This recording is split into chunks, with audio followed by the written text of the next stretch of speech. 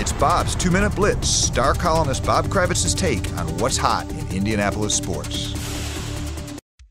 All right, it's our turn. Indianapolis, 2012, we hope. I kind of feel like it's going to happen. I think the season is going to be compressed. I think there's going to be a lockout. I think there's going to be a lot of saber rattling, a lot of fear-mongering, but I think eventually it's going to happen. But I do think, yeah, we're going to have it in Indianapolis, and it's time to start getting ready. North Texas took an incredible hit this week. I wrote something in the paper this week, and they reran it in the Dallas newspaper, and I'm getting crushed for it.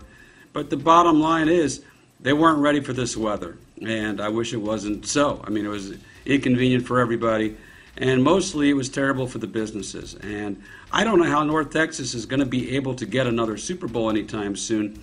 I realize that you can get a lot of people into that stadium and make lots of extra money for the owners, but how are they going to get the local businesses to get behind another Super Bowl bid?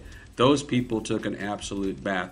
I think our Super Bowl, the only fear I would have would be that things get a little bit congested, but it's going to be very urban, very compact, maybe not as glitzy, but I think that's just fine. I really think that we'll be able to handle the weather, and we won't have to worry about people not being able to get into seats they paid $900 for.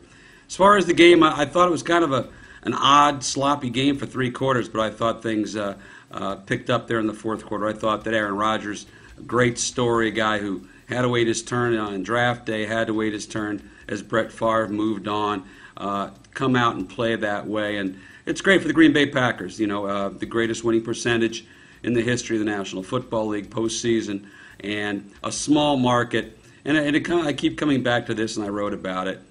How much is really wrong with the National Football League when the Green Bay Packers, the ultimate small market team, can go out there and win a Super Bowl like that? So I thought it was a great story.